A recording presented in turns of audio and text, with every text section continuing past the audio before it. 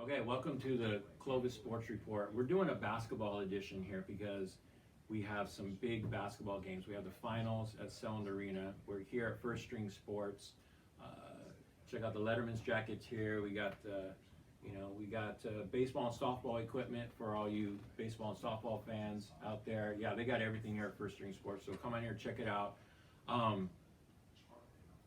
We are at the time of the year that most basketball teams look forward to, right? It's kind of the eye on the prize, right? Basketball teams, they want to improve throughout the year, but let's face it, Selland Arena is where it's at. League titles, you don't really care about that stuff anymore, right? It just doesn't matter anymore. It doesn't matter what you did the whole year. You got the game in front of you, and that's the most important thing. You throw everything else out. Yeah, for sure. So we are down to the Open Division playoffs. The finals have been set. So I'm sure you guys are well aware of the Central section for the first time ever. Went to an Open Division, kind of mirroring what they've done in NorCal and SoCal for the last few years. Actually, in 2013 is when CIF at the state level implemented the Open Division, and that is to get rid of like the dominant private schools, that dominate mainly the South, but also the North. So they're like, all right, we're really gonna let them beat each other up because some of the city schools and the public schools kind of have no chance, right, to win a division against or a state championship or even a section championship. When you're going against these big private schools, the Sierra Canyons of the world. So this is the first year the Central Section's done it. So we just went 4 teams, and it was a committee that chose these teams. And so for the girls division, it wasn't much of controversy because you got your Clovis West at 1, you got Clovis North at 2, you got Clovis High at 3, and you had Buchanan at 4. Right. Could have made a case for Bakersfield down there. They had a really good record, but as far as strength and schedule and all those factors, the top 4 were from the track. The finals are set between Clovis West, no surprise, and Clovis North, no surprise. However, Clovis North and Clovis, they had a heck of a basketball game on Saturday. It ended up being 68-65. It came down to the wire. There was kind of a controversial offensive foul called. Clovis North, drew a charge where Kelsey Delgado of Clovis, took it to the hole and got called for a push-off and actually scored the basket. Would have been the tying basket, was waved off. Clovis North ended up winning, and Clovis West had little problems getting past Buchanan for the 3rd time this year. So they're going to meet on the boys' side. A couple great games as well. Clovis West beat Aurora Grande by 9 at home, and then Clovis North got beat by a really good San Joaquin Memorial team. Memorial went on a 20-7 run to end the game to beat North by 4, 74-70. So that was just really heartbreaking to watch. So those 2 teams are going to face each other, Clovis West and San Joaquin Memorial. So I don't know, Austin. I know you haven't seen a lot of basketball the last few weeks. You've been doing baseball, but you've seen some of those teams, right, that we've talked about. Clovis West obviously is, they're gold standard. They are. Both programs. So if we talk about the girls, what do you see about that team? Why are they so dominant?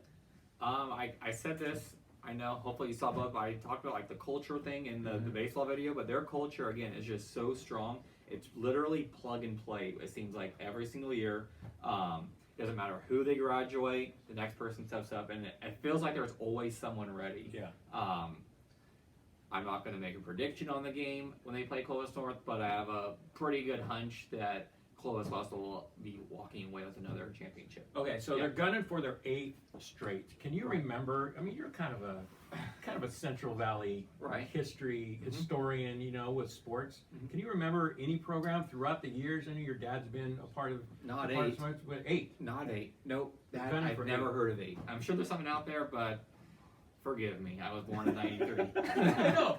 Well, we just can't remember. I guess great teams of old. Like Clovis West Swim, I think, has like 20. Correct. But I haven't heard of anything else. Okay. Yeah. So what Clovis West does is they're just a well-oiled machine. They have Nikki Tom, who has really stepped up leadership and scoring. She's a junior point guard. It's just steady. She can finish, with both hands at the rim. She's a great shooter. She's a great ball handler. Aaliyah Sewell, is an inside-outside threat for Clovis West. And then they just have, we could call them kind of role players, but they play their roles really well. A girl will get 7 points here, 8 points here, and then by the end of the game, they've won by 15 or 20. On the flip side, you have Clovis North, you have Savannah Tucker, who just became the all-time leading scorer in Clovis Unified history, boys or girls, well over 2,000 points, I think 2,400 or 2,600. I don't want to short her any, but yeah, she's a great scorer. Rowan Hine is a great player. They're both seniors. Lainey Amundsen, the name should sound familiar in the basketball community, right? Father Tim, coach at Bullard. Uncle Tony, coach boys at Clovis North. She's really progressed into a very good down-low player. She's 6 feet tall and she's scoring a lot underneath.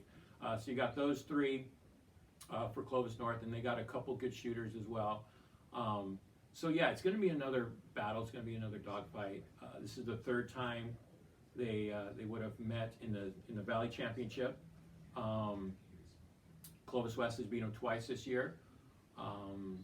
So it just seems like Clovis West, they know what to do when they get on the court at Selland Arena. They're going to be well prepared by Coach Campbell. So I mean, I'm looking forward to it. Obviously all signs, to most people are going to point to Clovis West and winning this game. So right. It's going to be exciting. So the good thing, I should go back a little bit about the open division. One of the reasons why the Central section went to it is all 4 teams in each, boys and girls, they're guaranteed a spot in the state playoffs. Right. Right. So Buchanan and Clovis girls, they're going to state playoffs. And they're playing this week. Yes. Yeah. So there's a third place game, right? Which seems kind of weird, right? Right. So there's a third place game. So so those teams that lost on Saturday, they're going to be playing each other. I think Thursday. Yeah. Might be Thursday. So they're going to be, and that's going to be mainly for seedings. So yeah. So that's the game on 6 o'clock on Saturday. Open division, Clovis West girls, Clovis North. I think Clovis West is 13th in the state by Cali Sports, and North is 23. So you got a couple top-ranked teams, and that's going to draw a big crowd, just like the last couple of years.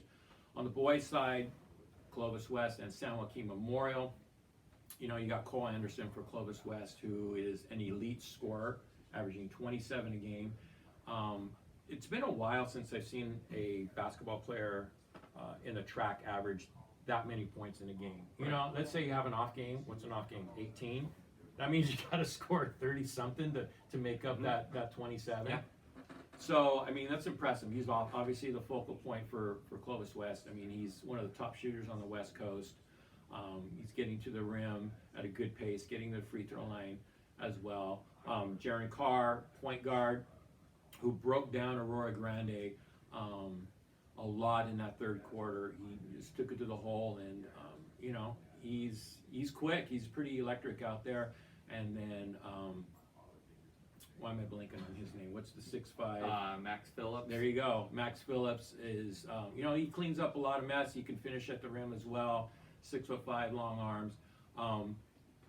And then Memorial, San Joaquin Memorial. So how they beat Clovis North is in that fourth quarter, man. They just played lights out defense. They were running around the court.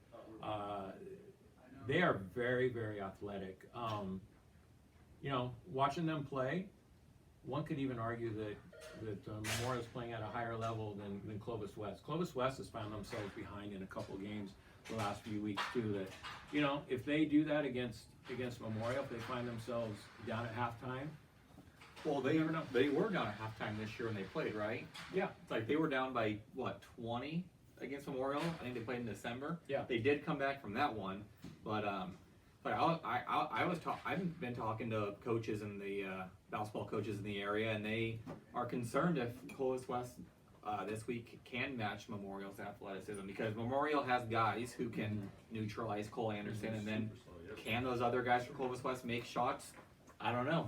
They're unsure. It makes me, I don't know. I'm not a basketball expert, but if they're unsure, then I'm going to be unsure as well. But it sounds like Memorial has the athletic advantage. Clovis West probably has the better coaching and the best player overall.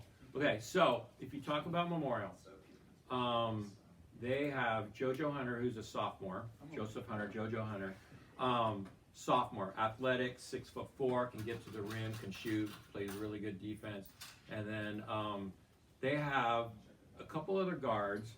Stephen Young is a senior, and Devin Newsom is a sophomore, another sophomore. And those guys are athletic. They got after it in that Clovis North game as well. And then they have a 6'7". I know he has a brother, so I want to make sure I get his name right. Where is he? Yaron? There he is. Okay, Jaden Giron, 6'7". He's a junior, and he made a couple big plays in that Clovis North game. Hit some threes in the corner. So he's definitely somebody that Clovis West is going to have to keep an eye on that game. I know it's going to be a loaded game. You know, it's an open division. It's for bragging rights, so you can truly say who the best team in the Valley is. Because last year Memorial played in Division II, so it's like, you know, there was that debate last year. You know, with Jalen Green for Memorial. It's like, hey, what if Clovis West and Memorial played for the Valley Championship?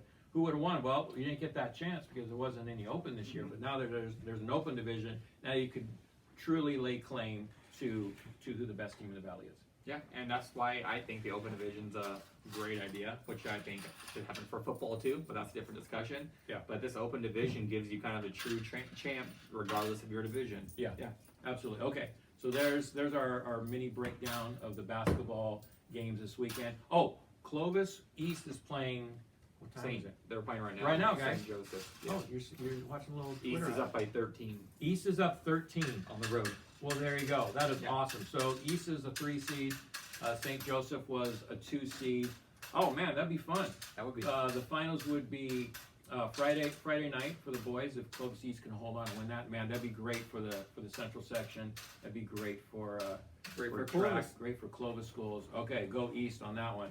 So girls at 6, Clovis North, Clovis West. Boys following are at 8. Clovis West and San Joaquin Memorial, Selland Arena.